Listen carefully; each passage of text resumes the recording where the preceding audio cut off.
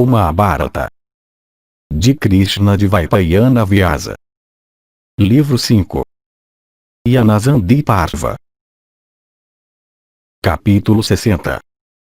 Dhritarashtra pede novamente pela paz. Vaisampayana disse, ao ouvir essas palavras de Sanjaya, o monarca dotado da visão da sabedoria as levou em consideração em relação aos seus méritos e deméritos.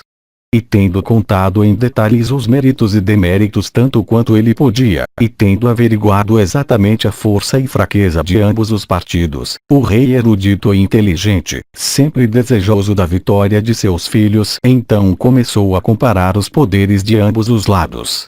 E tendo finalmente averiguado que os Pandavas eram dotados de força e energia humana e divina, e que os Kurus eram muito mais fracos, Dhritarashtra disse para Duryodhana: esta ansiedade, ó Duryodhana, sempre toma conta de mim. De fato, ela não me deixa. Realmente, parece que eu a vejo com minha visão. Esta convicção não é uma questão de inferência. Todos os seres criados mostram grande afeição por suas proles, e fazem, da melhor maneira que podem, o que é agradável e benéfico para elas. Isso é geralmente visto também no caso dos benfeitores. Aqueles que são bons sempre desejam retribuir o bem feito a eles e fazer o que é muito agradável para seus benfeitores. Lembrando-se do que foi feito para ele em Kandava, Agni, sem dúvida, prestará ajuda a Arjuna neste terrível combate entre os Kurus e os Pandavas. E por afeto paterno, Dharma e outros celestiais devidamente invocados virão juntos para ajudar os Pandavas. Eu penso que para salvá-los de Bhishma e Drona e Kripa os celestiais estarão cheios de ira, parecendo o raio em seus efeitos. Dotados de energia e bem versados no uso de armas, aqueles tigres entre homens, os filhos de Prita, quando unidos com os celestiais, não poderão nem ser olhados pelos guerreiros humanos. Ele que tem o Gandiva irresistível, excelente celeste como seu arco, ele que tem um par de aljavas celestes obtidas de Varuna, grandes, cheias de flechas, inesgotáveis, ele em cujo estandarte, que é desimpedido como fumaça em sua ação, está colocada a imagem do macaco de origem celeste, cujo carro é inigualável sobre a terra cercada pelos 4 mares, e cujo estrépito como ouvido por homens é semelhante ao rugido das nuvens, e o qual como o ribombo do trovão assusta ao inimigo. Ele a quem o mundo inteiro considera sobre-humano em energia, ele a quem todos os reis da terra conhecem como vencedor dos próprios deuses em batalha, ele que pega 500 flechas em um instante e em um piscar de olhos as dispara, não visto por outro, a uma grande distância, aquele filho de Prita e tigre entre os guerreiros em carros e castigador de inimigos, a quem Bhishma e Drona e Kripa e o filho de Drona e Salya, o rei dos Madras, e de fato, todas as pessoas imparciais consideram como incapaz de ser derrotado até por reis terrestres dotados de destreza sobre-humana, que quando pronto para a luta dispara em um estiramento do arco 500 flechas completas, e que é igual a Kartavirya em força de braços, aquele arqueiro formidável, Arjuna, igual a Indra ou Pendra em destreza, eu vejo aquele grande guerreiro cometendo uma grande destruição nesta batalha terrível. Ó Bharata, refletindo o dia sobre isso eu fico triste e insone por ansiedade pelo bem-estar dos Kurus. Uma destruição terrível está prestes a alcançar os Kurus, se não houvesse nada exceto a paz para terminar essa disputa. Eu sou a favor da paz com os Partas e não da guerra. Ó filho, eu sempre considero os Pandavas mais fortes do que os Kurus. Capítulo 61. Duryodhana fala em orgulho. Vaisampayana disse, ouvindo essas palavras de seu pai, o filho impetuoso de Dhritarashtra inflamado com grande ira novamente disse estas palavras, de inveja. Tu pensas que os Partas que têm os celestiais como aliados não podem ser vencidos. Que esse teu receio, ó o melhor dos reis, seja dissipado. Os deuses obtiveram sua divindade por meio da ausência de desejo, cobiça, e de inimizade, como também por sua indiferença a todos os assuntos mundanos. Antigamente, Dvaipayana Vyasa e Narada de grandes austeridades ascéticas, e Rama, o filho de Jamadagni, nos disseram isso. Os deuses nunca se engajam em trabalho como os seres humanos, ó touro da raça Bharata, por desejo, ou cólera, ou cobiça, ou inveja. De fato, se Agni, ou Vayu, ou Dharma, ou Indra, ou os Asvins tivessem alguma vez se engajado em trabalhos por desejos mundanos, então os filhos de Prita nunca teriam caído em infortúnio. Portanto, de nenhuma maneira te entregues a essa ansiedade, porque os deuses, ó Bharata, sempre fixam seus olhares em assuntos dignos deles mesmos. Se, no entanto, inveja ou luxúria se tornam observáveis nos deuses por eles se entregarem ao desejo, então, de acordo com o que é ordenado pelos próprios deuses, tal inveja ou avidez nunca pode prevalecer. Enfeitiçado por mim, Agni será extinto instantaneamente, mesmo que ele resplandeça por toda parte para consumir todas as criaturas. A energia com a qual os deuses são dotados é, de fato, grande, mas saibas, ó Bharata, que a minha é maior do que a dos deuses. Se a própria terra se partir em duas, ou topos de montanha se partirem, eu posso reuni-los, ó rei, por meio de meus encantamentos diante dos olhos de todos. Se para a destruição deste universo de criaturas animadas e inanimadas, móveis e imóveis, acontecer uma terrível tempestade ou chuva de pedras de ribombo alto, eu posso sempre, por compaixão pelos seres criados, pará-la diante dos olhos de todos. Quando as águas são solidificadas por mim, até carros e infantaria podem se mover sobre elas. Sou eu que estou determinando o andamento de todos os assuntos dos deuses e asuras. Para quaisquer países que eu vá com minhas Akshaunis em alguma missão, os meus corcéis se movem onde quer que eu queira.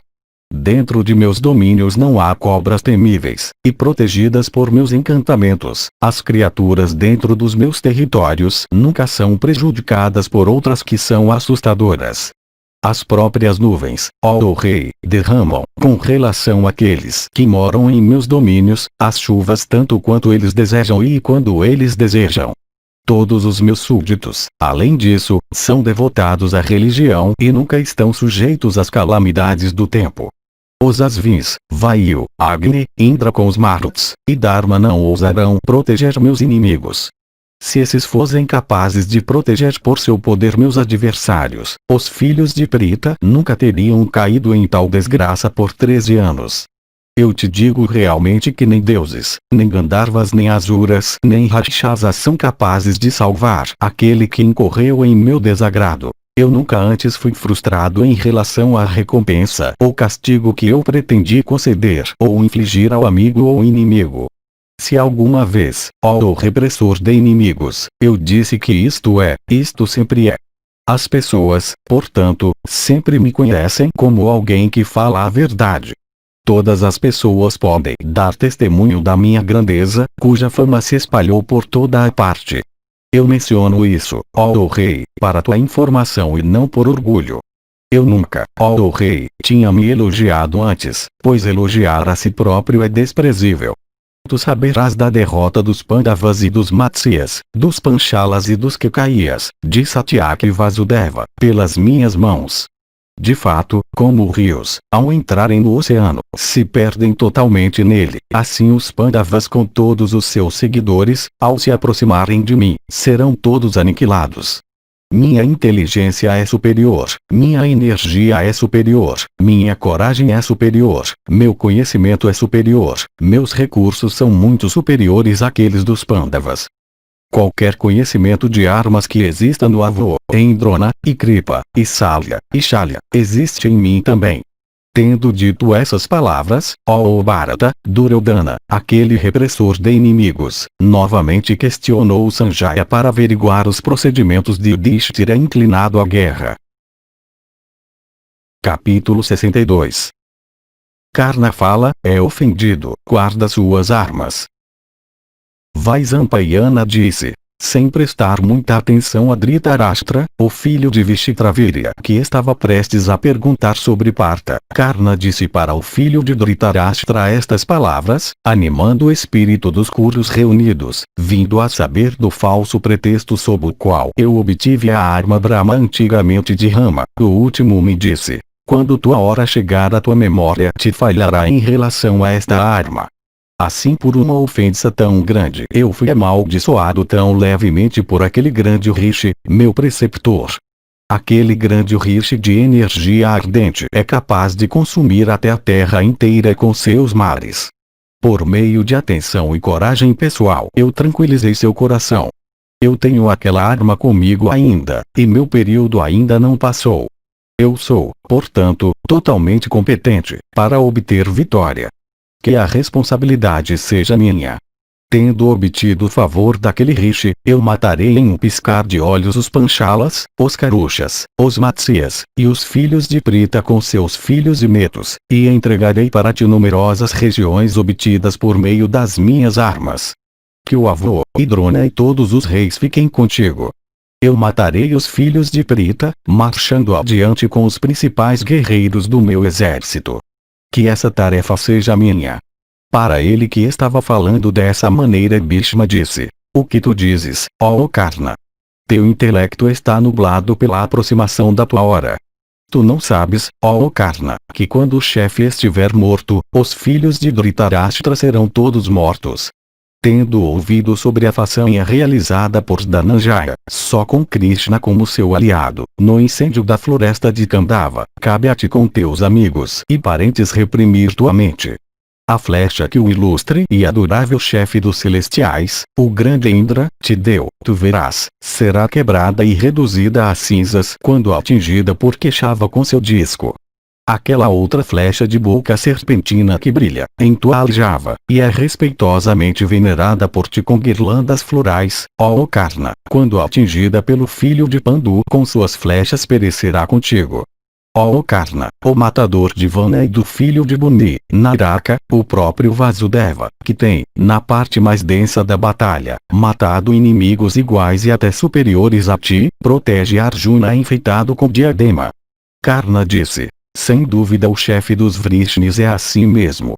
Além disso, eu admito que aquele de grande alma é ainda mais do que isso. Que, no entanto, o avô escute o efeito do trecho de discurso ríspido que ele proferiu. Eu deponho minhas armas. O avô de agora em diante me verá na corte somente e não em batalha. Depois que tu ficares quieto, os soberanos da terra verão minha destreza neste mundo. Vaisampayana continuou. Tendo dito isso, aquele grande arqueiro, Karna, deixando a corte foi para sua própria residência. Bhishma, no entanto, ó rei, se dirigindo a Duryodhana no meio dos Kurus, e dando risada, disse: quão verdadeiramente o filho do Sutta mantém sua promessa. Porque tendo repetidamente dado sua palavra, dizendo: os reis de Avanti Kalinga, Jayadratha, e Shedidaja e Valika permanecendo como espectadores, eu matarei guerreiros hostis aos milhares e dezenas de milhares, como ele cumprirá essa obrigação. Tendo distribuído suas divisões em formação contrária e espalhando cabeças aos milhares, ele verá a destruição cometida por Bhimazena. De fato, naquele momento, quando, se revelando como um Brahmane para o santo e irrepreensível Rama, o filho de Vikartana obteve aquela arma, aquele patife vil perdeu sua virtude e ascetismo. Ó o rei dos reis, quando Bhishma disse isso, depois que Karna tinha ido embora, abandonando suas armas, Duryodhana, aquele filho tolo do filho de Vishitravirya, se dirigiu ao filho de Santanu nestas palavras. Capítulo 63. Vidura dá conselhos. Duryodhana disse: os filhos de Prita são todos como outros homens, e são, em fato, de nascimento terrestre como outros homens. Por que então tu pensas que eles estão certos de obter vitória? Ambos nós e eles somos iguais em energia, em coragem, em idade, em inteligência, em conhecimento das escrituras, em armas, na arte da guerra, em agilidade de mão, e em habilidade. Todos nós somos da mesma espécie, todos sendo homens por nascimento. Como então, ó avô, tu sabes que a vitória será deles? Eu não procuro a realização do meu propósito por confiar em ti, ou Drona, ou Kripa ou Valika, ou nos outros reis. Eu mesmo, e Karna, o filho de Vikartana, e meu irmão Dussasana mataremos em batalha os 5 filhos de Pandu por meio de flechas afiadas. Então nós gratificaremos, ó rei, Brahmanes por realizar sacrifícios grandiosos de diversos tipos, com dakshinas abundantes, e por doações de vacas e cavalos e riqueza. Quando minhas tropas arrastarem pela ajuda de suas armas poderosas os Pandavas em batalha, como caçadores arrastando um bando de veados com uma rede, ou redemoinhos de água puxando um barco sem tripulação, então os filhos de Pandu, nos vendo seu inimigo, auxiliados por multidões e carros e elefantes, abandonarão seu orgulho, e não só eles, mas Keshava também. Ouvindo isso, Vidura disse: pessoas veneráveis de conhecimento infalível dizem que neste mundo o autodomínio é muito benéfico. No caso do Brahmani especialmente, é seu dever. Aquele cujo autodomínio segue caridade, ascetismo, conhecimento, e estudo dos Vedas, sempre obtém êxito, perdão, e o fruto de suas doações. O autodomínio aumenta a energia, e é um atributo excelente santo. Livre do pecado e com sua energia aumentada por meio do autodomínio, uma pessoa alcança até Brahma através dele. As pessoas sempre temem aqueles que não têm autodomínio, como se os últimos fossem verdadeiros rakshasas. E é para manter esse sob controle que o Autoexistente criou os kshatriyas. É dito que o autodomínio é um voto excelente para todos os 4 modos de vida.